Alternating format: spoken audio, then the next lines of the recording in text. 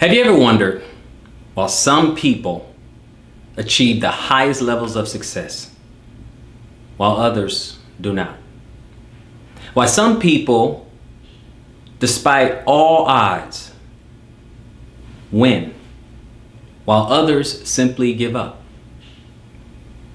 In this video, we're going to take a look at the book called Mindset, The Psychology of Success by Dr. Carol Dweck.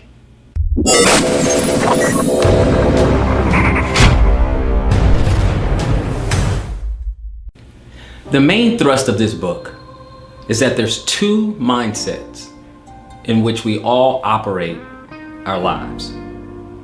The first mindset is the fixed mindset, while the second is the growth mindset. The fixed mindset is when you believe your characteristics, your talents, and your intellect are all carved in stone. While on the other hand, the growth mindset emphasizes that we all can grow and change through progress and effort. My second takeaway from this book is that we have either one of the mindsets depending on the circumstance in our life. In other words, in one area of our life, we may have a growth mindset, while in other areas of our lives, we may have a fixed mindset. The fixed mindset does not enjoy challenges, and it gives up quite easily, while the growth mindset enjoys challenge and keeps going until the objective is achieved. My third takeaway: the fixed mindset doesn't allow anyone to become something. They believe you either have it or you don't. This is why people of the fixed mindset, they have to always prove something. Prove that they're special.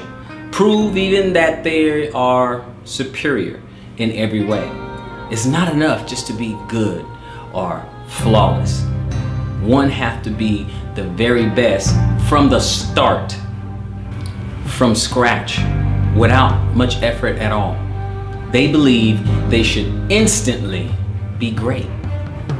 Unfortunately, for those with the fixed mindset, it's all about the outcome. The outcome is all that counts. Have you ever met someone, maybe someone in your family, and they're really into games? They're gamers. I've even seen shows on television where they have gaming competitions. But if you look at it from home, you may have some, teenager or young person who really loves games. And I remember watching one time, family member of mine is young.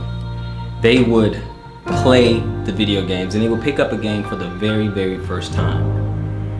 And I would notice, or I would hear them from the other room get frustrated over a game that they just started. And then they would have the excuses as to why they didn't do well in the game. The game has a glitch, brand new game, mind you. Or the other person on the other end is cheating. Or something's wrong with the controller. And the frustration just seems to grow and grow and grow. Have you ever met someone like this? This is someone that has the fixed mindset to where they have to be good instantly and won't allow themselves to grow. Again, the outcome is all that matters for the person with the fixed mindset. My fourth takeaway is the growth mindset. In the growth mindset, it is inconceivable to have a sense of achievement for a goal and do nothing about it. Also, in the growth mindset, it doesn't indicate that it isn't painful to mess up, to stumble, but it also doesn't allow failure to define you. You see, in the growth mindset, it's not win or lose, it's win or learn. My fifth takeaway is by the author herself. She says, it's not always the smartest person who ends up the smartest. The hallmark of the growth mindset is the passion to to push yourself and stretch yourself and stick into your goals, especially when times are particularly challenging. It's funny how people with a fixed mindset strive to get to the top, only to find that those with a growth mindset are already there through sheer grit and determination and a lot of effort. The sixth takeaway that I have from this book is that depending on the circumstances, you may possess one particular mindset in one situation and a completely different mindset in another situation. Meaning you may have the fixed mindset in one area and you may have a growth mindset in the other area. The trick is you have to determine in which area do you possess which mindset. Mindset in business. You know, this really hit home for me because I'm in the insurance business and I was doing the business for a number of years and doing pretty well. At least well enough where I can take care of my family. And then lo and behold, probably about 3 years after me, another gentleman came into our group and he started to sell insurance. And he took off like a rocket. And the first year, I just thought it was beginner's luck. But then he repeated the same numbers again, high numbers, mind you, the second year, and then again the third year. Of course, I became bitter, but then I started to tell myself, well, he had all these connections, he knew all these people, he got all these referrals, he has this secret he's not telling anyone. And I just resolved myself to think that he had the advantage, I didn't. It is what it is. I couldn't hit those type of numbers. So in those instances, I had the fixed mindset. But after a little while, I had to change that mindset and I had to go to a growth mindset. And I had to look at myself and I had to say, well, Robert, what are you doing? What are you doing to achieve those numbers? What are you doing to make your own connections and get your own referrals and get in front of more and more people? Because as we know, the insurance game is about the numbers, as with other businesses as well. So I had to do a critical self-analysis and I had to look inside and stop blaming someone else and stop limiting myself and saying, well, that's just what it is. He has all the advantages and I do not. In that instance, I had to move from the fixed mindset to the growth mindset, and it made all the difference in the world. The eighth takeaway is the mindset in sports. Now, they use the example of Michael Jordan, but we can even use the example of any elite level athlete. We can use Michael Phelps, for example. And we're looking at his routine. Now, he had diagnosed with attention deficit disorder at a young age, really saying that he could not focus.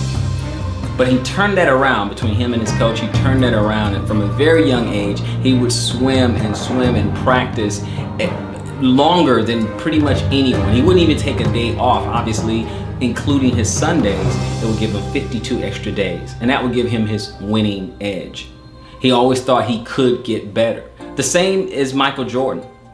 He got cut from his high school basketball team. You can look at even Tom Brady, 7th round draft pick. You know, all the stats that you can find on paper, Tom Brady did not have. And we can go on and on and on. You can take boxing greats like Muhammad Ali, who always challenged himself and he always convinced himself that he was the greatest. Even after a loss, he still thought of himself as the greatest, and he just took it to become better at his craft, and he would practice longer and harder than anyone else. You find this particular trait, and that's what's interesting about this book, because she did a number of case studies. You can find this particular trait in any elite level achiever, that they just constantly, consistently, and pretty much operate from a level of, you might say, they are obsessed. But that is what they put forth in order to deserve to be the very best. They possess a growth mindset. The ninth takeaway. In relationships, we have either a fixed mindset or a growth mindset. I'll take my personal life for example. I unfortunately have been divorced before. And what happened was that, again, become bitter, jaded, and I placed all the blame on the other person. All the problems with the relationship was on the other person. And I even, for a short period of time, came to the point to where I thought even the institution of marriage was a problem. I thought it was a bad idea. I thought it was a trap. I thought there was no advantages for a male to be married. Now, after some time and some healing and a different perspective, switching from the fixed mindset and going towards the growth mindset, I started to look at things a little bit different. And I started to look inward and said, okay, then what was my role in the relationship and the failure of the relationship? See, a lot of times it's not that it's something wrong with the other person necessarily. It may not be something wrong with you necessarily. It could just be a bad match. It could just be a bad pairing. But in either case, we need to look at ourselves and just look at the part that we can control, which is ourselves. Our attitude about the relationship. Look at our flaws. And sometimes that can be scary. And we don't want to do that. Sometimes we can just look at it with a fixed mindset. Well, that's just how I am. And we never consider, does this flaw hurt me or help me? Well, that's just how I talk. That's just how I feel. That's just how it is. Take me as I am. These are all fixed mindset statements. And if this fixed attitude, this fixed mindset, if it is detrimental to a relationship, should you consider changing this particular flaw? That's one of the things I had to look at. And so I switched towards growth. I start to look at the things that maybe I can improve. Fix some flaws that maybe I can work on.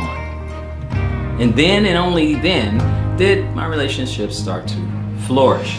But it wasn't until I changed my mind from a fixed mindset to a growth mindset and started looking at myself in the mirror. The final takeaway that I got from this book is that you can change your mindset. Oftentimes, if you just simply change your perspective and ask yourself some penetrating questions, then you can start get the answers that you're looking for. She also talks about the different approaches and all the areas she's addressed it in sports and business and relationships, even in parenting, in the way we speak to our children and the way we handle particular situations. Sometimes we may want to parent our child and our child say, hey, you know, I came in third place in this competition. I came in second place in this competition. And as parents, we want to run over and say, hey, you know, it's okay. You'll do better next time. The competition was rigged. The other person, you know, cheated or something like that. But this doesn't really help them at all in their development. You know, it could be try harder and you will be the winner. Then you will earn it when you put in the effort. And victory will be yours. So it depends on the situation, but we have to watch how we are doing our parenting. We have to watch what we're saying. We have to watch what we're saying to our children, watch what we're saying to each other in relationships. Identify the type of mindset that we have in any particular situation. And we have to be flexible. Because if we adopt a fixed mindset and it doesn't serve us, it doesn't benefit us or anyone else around us, then it may behoove us to change. If you enjoyed the breakdown and review of this, check the description box below and pick up her book. It's a great read. Comment, like, subscribe. If you enjoyed that book review, give it a good thumbs up, share it with some friends. And if there's a book review that you would like me to do for you, just put it in the description box below. Until next time, conquer with character.